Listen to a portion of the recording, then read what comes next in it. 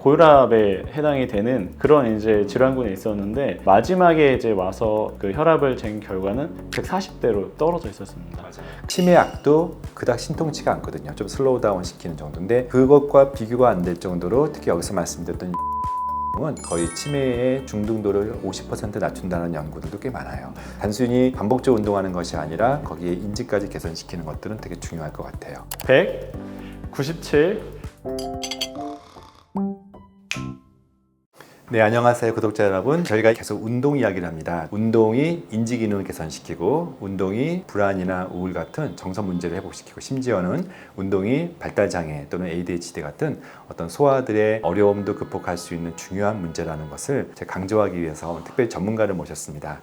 안녕하십니까? 안녕하십니까? 우리 김석근 센터장님 예전 영상에 보시면 저희 함께 인사한 영상이 있는데 다시 한번 소개를 부탁드릴게요. 네. 안녕하십니까? 소개받은 김석현입니다. 현재 웰케어 의원 발달센터에서 열심히 지금 근무를 하고 있고요. 그리고 현재 저희 내원하는 아동들과 원장님과 함께 이제 진료를 보고 있는 그런 성인들을 대상으로도 운동을 지도하고 있고, 제가 관련된 것들을 지도하다 보니까 많은 것들이 운동을 통해서 개선될 수 있고 또 향상될 수 있는 부분들이 있다는 것을 실제 현장에서 많이 몸으로 체험을 하고 있습니다. 그렇다 보니까 이 영상을 통해서 우리 구독자분들께 전달해 드릴 수 있는 그런 중요한 내용들이 있을 거라 생각을 하고요. 그래서 이 자리에 함께하게 되었습니다. 네, 우리 센터장님은 사실 한 체대에서 체육을 전공하셨잖아요. 근데 지금 하고 계시는 일들은 그 중에서 특별히 매우 전문적인 특수체육 영역인 것 같아요. 아픈 아이들 또는 어르신들 중에서 이제 파킨슨 환자 같은 이런 어떤 기존의 언론 진로와 달리 이렇게 좀 특수체육, 특별히 인지 운동을 하게 된 계기가 있으셨을까요? 저 같은 경우는 운동건강관리를 전공하고 이제 석사과정까지 마쳤는데, 그 이후에 사실 앞선 영상에서도 소개되었을 테지만 아버지의 그 뇌졸중이라는 것을 통해서 또 한 번 어떤 전환점을 맞이하게 됐습니다. 그러다 보니까 자연스럽게 제가 공부하던 것들이 그런 장애인, 또 지체장애인 특히 그런 부분으로 좀 이어져 왔고, 또 제가 현장에서 근무를 했을 때는 특수학교나 또 이제 기관을 통해서 많은 발달장애인들을 만나게 됐었고, 그곳에서 또 제가 근무를 하다 보니까 이런 운동들에 대해서 굉장히 그 장점도 있지만 특이하게도 그분들이 원하는 스페셜 니즈가 있었기 때문에 아무래도 기존에 해왔던 그런 운동들이 아니라, 그런 체육 프로그램이 아니라 조금 더 건강에 도움을 줄 수 있을 만한 운동들이었기 때문에 그런 프로그램들을 오랫동안 지속해왔다고 생각을 합니다. 맞아요. 제가 특별히 기능의학 병원으로서 작년까지는 저희가 기승전 장이었거든요. 음식을 개선시키고 장 건강을 회복해서 궁극적으로 면역과 심지어는 뇌까지 좋아진다는 얘기를 정말 오랫동안 얘기했는데, 최근에 저도 경험하고 있는 그 부분이지만 기승전 다시 운동이지 않을까 싶은 정도로, 특별히 이 영상을 보시는 분들 중에 아프신 분도 많죠. 또 자녀가 아픈 분도 있고 부모님이 아프신 분들이 있을 거예요. 그래서 오늘은 특별히 많은 사람들이 관심 갖는 뇌 건강에 대해서 그리고 뇌가 지배하는 마음에 대해서 좀 할 건데요. 구체적으로 뇌 기능과 운동은 어떤 관계가 있는지요? 오늘 이제 뇌 기능과 저희 그 인지 기능을 이제 향상시키는 그런 운동들에 대해서 조금 알아볼 건데요. 가장 최근의 연구들을 좀 살펴보면은 운동이 단순히 신체 건강뿐만 아니라 기억력, 집중력, 그리고 실행 능력, 그리고 문제 해결과 계획 수립 등 이런 모든 과제에 있어서 종합적인 부분을 개선시킨다라는 그런 연구 결과들이 나오고 있습니다. 주로 연구 결과들에 사용되었던 그런 프로그램들이나 중재 방법들을 보면 유산소 운동, 그리고 저항 운동, 거기에 이제 특이하게 또 댄스나 아니면 리듬을 좀 이용한 거겠죠. 걷기도 있었고 때로는 러닝도 있었고요. 조금 더 효과적으로 접근하기 위해서는 아무래도 인지 관련돼서는 이중과제, 듀얼 태스크 이런 운동과 과제들을 추천을 하기도 하였습니다. 이중과제 듀얼 태스크라는 게 혹시 어떤 운동일까요? 네. 이중과제, 이제 듀얼 태스크 과제 그런 운동들은 예를 들면은 저희가 걷기를 하면서도 숫자를 센다거나 옆 사람과 대화를 하면서 뭐 우리 기억력을 다시 되살린다거나, 그리고 저항 운동 같은 경우 대표적으로 스쿼트 운동이 있겠죠. 스쿼트를 하면서 숫자를 센다든지, 스쿼트를 하면서 이렇게 눈앞에 보이는 뭐 카드나 그림들을 지나가면서 맞출 수 있는 뭐 이런 운동들을 대표적으로 말씀을 드릴 수가 있겠습니다. 실제 저희 이제 환자들 중에 저희는 5층에서 진료하고 이제 4층에서 운동센터가 있는데, 최근 들어서는 저희가 이제 발달장애 말고도 어르신들 운동을 많이 시키잖아요. 네, 그래서 저 기억에 남는 환자 중에 70대 이제 최근에 파킨슨을 진단받으셨고 그 전에 이제 치매 진단까지 이미 받고 계셔서 급격히 거의 6개월 사이에 사람을 거의 알아보지 못할 정도로 인지 기능이 팍팍 떨어졌던 분을 제가 좀 보내드렸거든요. 그리고 문제는 이제 섭생의 문제가 되면서 체중 감소도 있고 근육이 감소하면서 밸런스 찾기도 어려워. 정말 총체적 난국이었던 분을 제가 보내드렸더니 굉장히 너무 치료를 잘하고 계셨어요. 한번 그 케이스 좀 소개 한번 해주실 수 있을까요? 70대 남성분이었고요. 이분 같은 경우는 굉장히 활발하게 이제 사회생활을 하셨고 좋지 않은 생활 습관보다는 바쁨으로 인해서 그 생활 습관이나 이런 것들이 많이 이제 밸런스가 무너져 있었고 그로 인해서 이제 파킨슨이나 또 그와 관련된 이제 질환들이 점점점 진행성으로 이제 여겨졌는데 아무래도 파킨슨 자체가 진행성 신경 질환이다 보니까 저희가 조금 더 집중했던 것은 아무래도 이것을 좀 더 지연시키고자 하는 그런 노력들 그리고 완치의 목표를 갖는 것이 아니라 그 진행하는 것을 조금 더 늦추면서 가족분들에게 좀 더 부담을 덜어드리는 그런 부분들을 고민을 했었고요. 특히 이제 제가 지금 하고 있는 그런 운동 방법들 같은 경우는 제가 지도를 할 때 처음에는 반드시 인사를 꼭 합니다. 인사를 하고 이름을 서로 물어보고 그리고 제 이름을 기억을 하시는지 그리고 그 기억을 하실 때 저는 같이 하는 행동이 뭐 하이파이브를 하고 또 악수를 하고 손을 잡고 같이 걸어 다니면서 일상적인 얘기를 많이 하려고 시도를 합니다. 그러면서 이제 밸런스와 관련된 부분도 충분히 다뤄드리고 그리고 근력과 보행의 기능에서도 충분히 우리가 회복될 수 있는 부분들이 있을 거라고 생각을 합니다. 예를 들면은 보행을 하게 될 때 가장 중요하게 생각되는 것은 다리를 들고 내리는 동작입니다. 그리고 그 다리를 들고 내리는 동작을 통해서 골반이나 고관절에 있는 그 조인트들 그리고 사용하는 근육들이 굉장히 큰 근육들이고요. 둔근도 마찬가지로 좀 강화가 되어 있어야 걸어 다니면서 밸런스를 잡고 쓰러지지 않고 내가 원하는 목표대로 갈 수 있다는 부분이 있기 때문에 그런 부분에서 조금 더 초점을 맞추고 있습니다. 그분 같은 경우는 어느 날 갑자기 이제 삶이 무너지고 사실은 혼자서 옷을 갈아입고 혼자서 화장실을 가고가 안 돼요. 액티비티 데일리 리빙 스케일이 너무 망가져 있어서 사실은 보호자가 너무 힘들어요. 그래서 일주일에 여기서 2번 정도 오셔서 저희가 수액 글루타치온도 받고 또 뇌파 치료도 해주는데 이왕이면 좀 더 빨리 좋아지게 하기 위해서 첫 번째 미션은 일종의 코디네이팅 할 수 있도록 계속 관련된 운동을 하고 두 번째는 자꾸 넘어질 수가 있기 때문에 근력 강화하는 것들이 너무 중요해서 단순히 반복적으로 운동하는 것이 아니라 거기에 인지까지 개선시키는 것들은 되게 중요할 것 같아요. 또 저희 환자들 군 중에 제가 정말 즐겁게 보는 그리고 좋게 피드백을 보는 그런 군 중에 하나가 10대, 20대 심한 우울증과 불안증. 최근 케이스 중에는 28살의 남자 청년인데 굉장히 인상적인 어떤 치료 결과가 있었던 것 같아요. 지금 저한테 왔던 20대 청년인 경우는 좀 아픈 사연도 있었고 또 급격하게 체중이 많이 불어서 그걸로 인해서 이제 일상생활이 무너지고 또는 운동을 전혀 해보지 않았던 그런 이제 무경험자에서 처음 왔었는데 우울감도 있었고요. 무력감도 있었고 그러다 보니까 첫 대면에서부터 상당히 쉽지는 않았습니다. 하지만 점차점차 시간이 흐르면서 이 청년에게 정말 많은 이제 대화를 시도하고 그 대화 가운데서 중요했던 것은 거의 마지막쯤에 왔을 때 본인의 과거의 그런 히스토리를 저한테 언급을 하면서 운동을 하면서 좋아졌던 걸 가장 중요하게 예를 들자면은 본인은 클리닉에 올 때마다 혈압을 잰다고 했습니다. 혈압을 재는데 수축기 혈압과 이완기 혈압이 모두 다 굉장히 거의 200까지 갔었던 그런 상당한 이제 고혈압에 해당이 되는 그런 이제 질환군에 있었는데 마지막에 이제 와서 그 혈압을 잰 결과는 140대로 떨어져 있었습니다. 맞아요.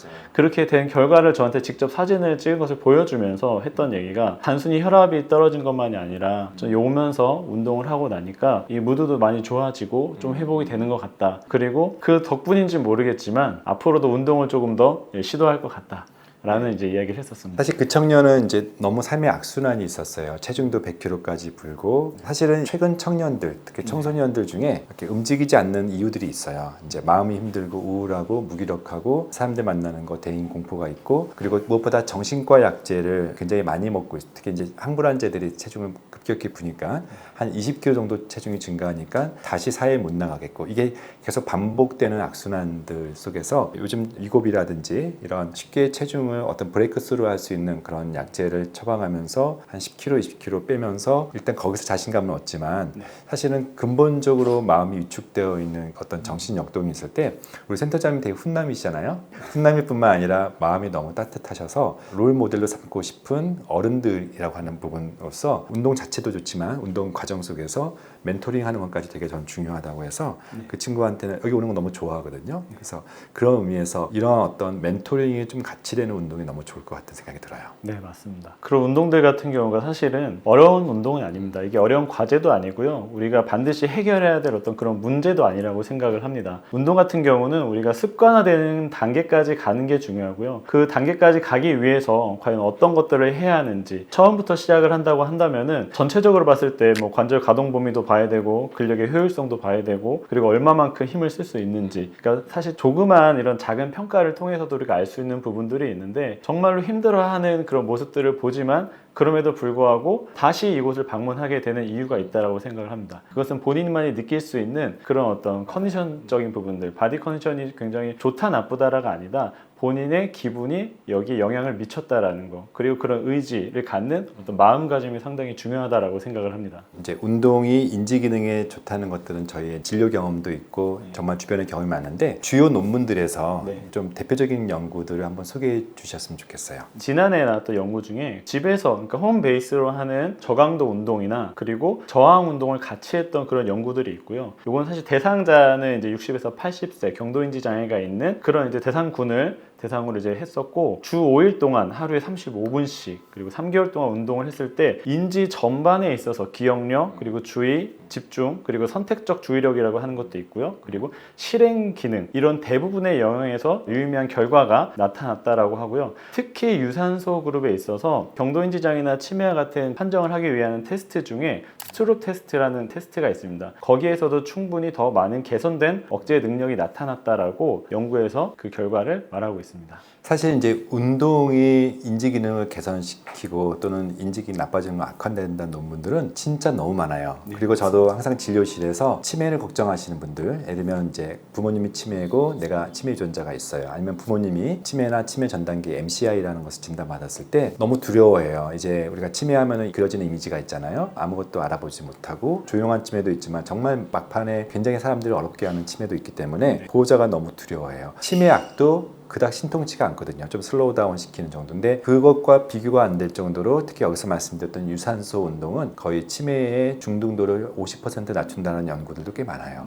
근데 이제 문제는 60대 이상, 70대 막 치매 진단 받는데 보통 70대 이상이기 때문에 이 나이에 유산소 운동 너무 어려워하시거든요. 그래서 저는 보시는 분들이 70대보다는 30, 40대가 많다 그러면 지금부터 운동이라는 것을 루틴으로 삼고 운동은 단순히 다이어트나 어떤 체중 감량이 아니라 인지 기능 개선을 목적으로 한다. 내가 30, 40대에 이제 메노포스 브레인, 즉 갱년기 우울뿐만 아니라 인지 저하가 있는 분들은 유산소 운동을 해야 한다고 생각해요. 혹시 좀 운동에 대한 팁을 좀 알려주시면요. 기본적으로는 제가 이제 배웠던 그런 운동 처방론에 따르면은 이게 ACSM이라고 하는 미국 스포츠 의학회라는 그 기구가 있습니다. 거기에서 주로 권고하는 사항은 FITT를 중요하게 생각하는데 FITT는 어쩌면 구독자분들도 이미 아실 수도 있을 거라 생각을 합니다. 운동에 관심이 많을 거라 생각을 하고요. 그 빈도 그리고 강도 그리고 타입과 시간 이런 부분들을 고려해서 하는 건데요. 프리퀀시, 빈도의 경우 주 3회 이상. 주 3회 그러니까 주 3회만 하시더라고요. 저는 운동은 진짜 매일 뭐 30분이라도 우리가 흔히 말하는 7,000보는 그냥 거의 루틴. 이건 뭐 운동에 대한 어떤 어려움 때문에 그냥 숙제처럼 하는 그런 개념이 아니라 운동을 먼저 하기 위해서 하루 일상을 산다라고 생각할 정도로 저도 무척 바쁘지만 30분은 무조건 매일이라고 해야 어쩌다가 빠져서 주 5회 정도가 되는 거지 막 3회 하니까 너무 운동을 안 하시더라고요. 그래서 프리컨시는 자주. 빈도를 어떻게 보면 높여가는 것이 일상생활에 조금 더 가까이 간다라고 생각하시면은 훨씬 더 이 접근성을 좋게 만드는 그런 방법일 거라 생각을 하고요. 또 강도 면에서는 저강도에서 중등도로 점점 올라가게 되는데 아무래도 초보자 단계에서 한 번에 우리가 예를 들어서 마라토너 수준으로 갈 수 없듯이 이 계단식이라는 그런 모형을 보는 것처럼 조금씩 한 계단씩 올라간다라는 그런 이제 강도를 설정을 하고 이게 트레이닝 방법론에도 보면은 점진적 운동 부하라는 부분이 있습니다. 그것이 이제 운동 강도를 설정을 해서 운동 강도를 조금씩 올리는 것이고 유산소 운동 같은 경우는 보통 이제 최대 심박수법을 사용하기도 하고요. 카르보넷 공식이라고 해서 타겟 하트레이트라는 THR을 설정해서 운동을 내 심박수에 맞게 그것을 이제 유산소 운동에 적용을 하기도 합니다. 네, 그래서 이제 기존 미디어 우리가 피지컬 100을 할 건 아니잖아요. 그럼 운동하면 이미지가 고강도 인터벌하고 근력 운동하고 운동은 너무 빡세고 힘들다는 이미지 때문에 허들을 참 못 넘더라고요. 그래서 우리 김정환 교수님이 늘 강조하시는 존투 운동. 존투 운동은 이제 한마디로 그냥 걸어도 괜찮아요. 근데 이왕이면 좀 빨리 뛰는 게 좋지만 여기서 빨리라는 게 숨 찰 정도는 아니에요. 아니고 상대방이 전화를 했는데 너 뭐하냐 알아차리지만 대화는 가능한 정도니까 맥박수로 하면 개인차가 있지만 저는 한 140 정도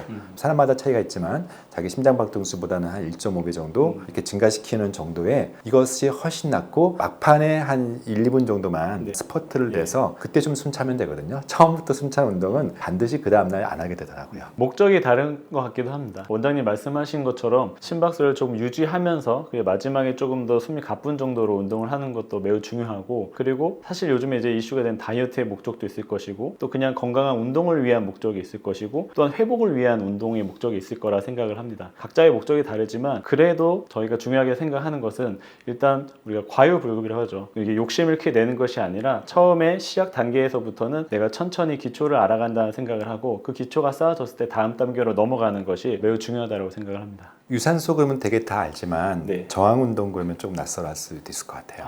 저항 운동은 말 그대로 이제 레지스턴스 트레이닝이라고 볼 수가 있는데요. 쉽게 말하면 근력 운동입니다. 근력 운동의 가장 좀 핵심으로 말씀드릴 수 있을 것은 예를 들어서 우리가 중력을 저항하는 부분도 있을 거고요. 그리고 중량을 들어서 하는 그런 이제 저항 운동이 있을 것이고 또 엘라스틱 밴드나 튜빙 밴드를 이용해서 저항 운동을 할 수가 있고 결국 저항해서 내 근육을 사용하고 근육의 수축과 이완을 반복을 하면서 내 몸에 있는 근육량을 조금 더 많이 만들어 가는 것, 그것을 이제 저항 운동이라고 볼 수가 있겠습니다. 아까 말씀드렸던 듀얼 태스크 이건 좀 이제 트레이닝이 필요한데요. 그냥 명상을 해서는 단순한 운동이 제일 좋지만 네네. 우리 네. 치매를 예방하거나 치매를 좀 더 낫게 하려고 했을 때 듀얼 태스크 네. 운동에 대해서는 직접 시범을 보여주겠습니다.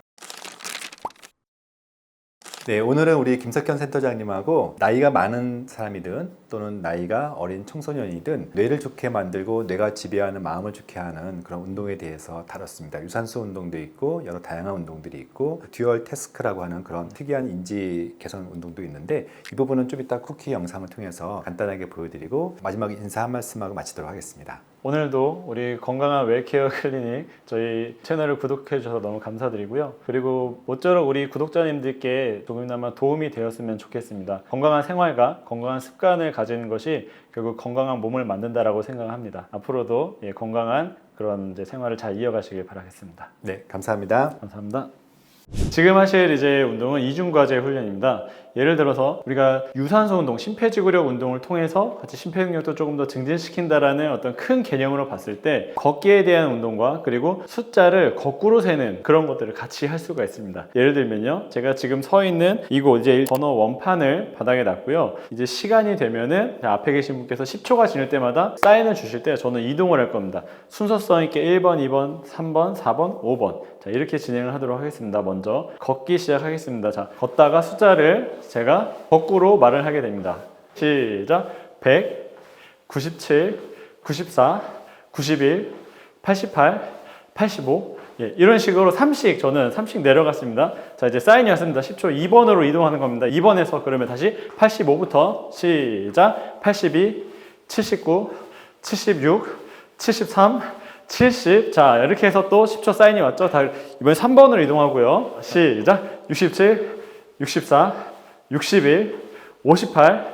이런 식으로 지속적으로 내가 생각하는 그 번호, 그러니까 숫자를 계속적으로 낮출 수 있고요. 그리고 이거를 조금 더 이제 강도를 좀 올린다라고 한다면은 이렇게 할 수도 있습니다. 우리가 실제로 운동을 많이 할 때 하는 동작이긴 한데요. 짧게 상체를 숙이고 몸에 상체 힘을 뺀 상태에서 발을 빠르게 움직이는 겁니다. 그래서 심박수를 올릴 수 있고요. 자, 이렇게 다시 100부터 시작을 해보겠습니다. 자, 시작.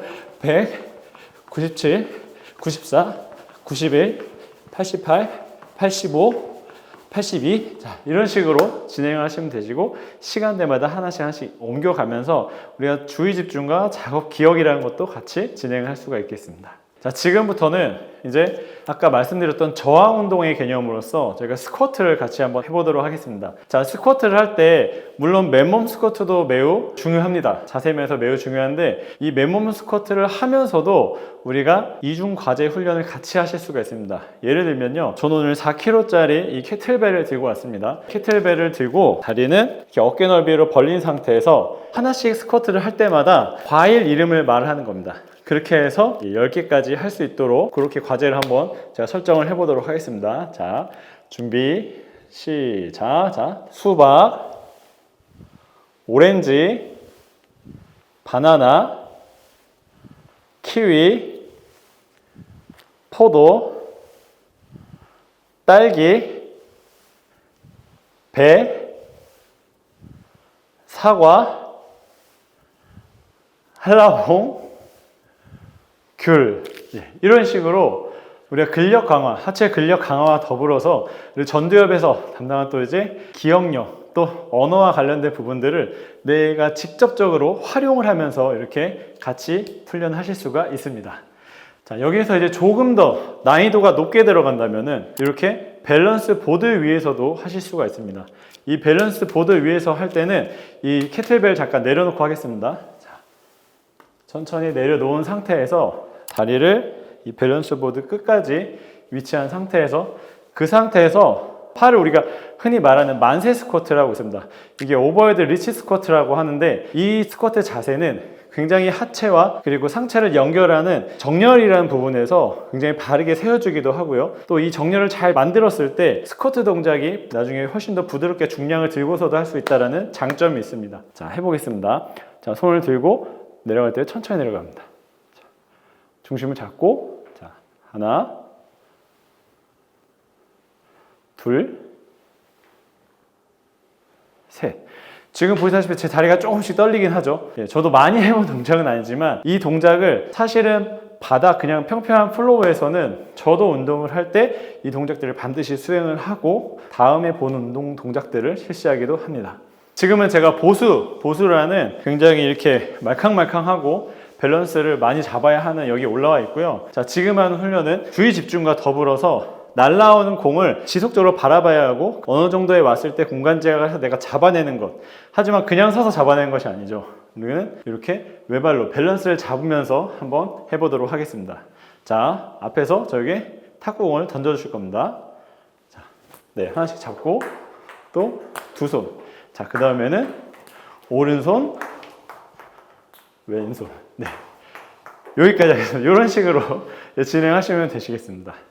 자, 지금 보시는 이 스태핑 스톤은 굉장히 가볍고 이게 던져도 크게 무리가 되지가 않습니다. 하지만 가볍지만 좀 이제 강도가 있기 때문에 여기 위에 저희가 이렇게 올라와서 쉽게 설 수도 있습니다. 다만 이제 걸을 때 이 위에서 걸어갈 때 발 모양이 일반 평지와 같지 않기 때문에 평평하지 않아서 자, 여기를 하나씩 올라오고 이렇게 걸으면서 중심을 조금씩 잡아야 합니다. 그리고 이걸 처음에는 우리가 보고 걷기도 하고요. 그 다음에 다시 갈 때는 이제 한 발씩 가는 게 아니라 중심을 잡고 발을 교차해서 실제로 보행하듯이 발가락이나 발바닥에 힘이 더 많이 들어갈 것이고요. 그 다음에는 여기서 보지 않고 내가 공간 지각을 하는 상태에서 걸어가는 것까지.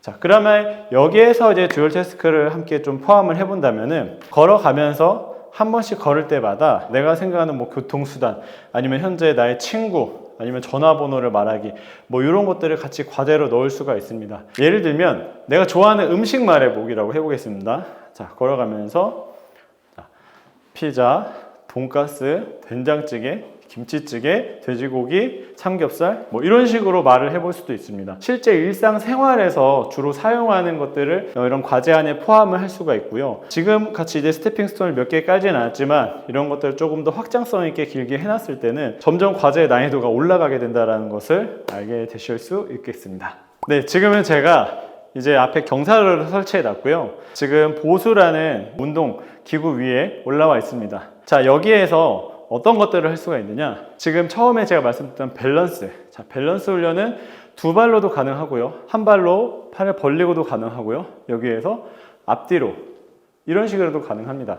그러니까 밸런스를 몇 초 정도 유지하고 나서 양쪽, 왼쪽 그리고 오른쪽 다 같이 이런 일정 시간을 두고 그 시간을 수행한 이후에 바로 내려와서 이 경사로를 오르게 됩니다. 경사로를 오르면서 다시 내려가고 또 이곳에 올라왔을 때는 여기서는 발목을 앞, 뒤로 뒤로 이렇게 꺾은 상태에서 중심을 또 잡게 되고요. 그렇게 되면은 이 뒤쪽에 있는 햄스트링이라는 근육과 종아리 근육이 긴장이 많이 들어가게 됩니다. 반대로 수축되는 거는 이 앞에 허벅지 쪽이 조금 더 수축이 되고요. 앞에 정강이 쪽에 있는 정경골근이라고 하는 부분도 수축이 좀 됩니다. 그러면서 발목을 계속 앞으로 왔다 갔다 이렇게 앞으로 뒤로 수축, 그리고 여기서 보시다시피 한 번에 떨어진 경우 내 중심축이 뒤로 이동을 하게 됩니다. 이것들을 운동제라는 측면으로 봤을 때 넘어가지 않도록 내가 이것들을 조절하는 능력까지 만들어갈 수가 있고요. 그리고 이 안에서도 아까 던지기 과제를 같이 했던 것처럼 그 과제를 같이 한다거나 또는 숫자를 역순으로 계산한다거나 센다거나 그런 부분들을 우리가 합쳤을 때 이런 부분들을 듀얼 태스크라고 우리가 볼 수가 있겠습니다. 자, 지금도 여기서 이렇게 가볍게 점프도 할 수 있고요. 그리고 점프를 발목 끝까지 밀어서도 점프를 할 수가 있습니다.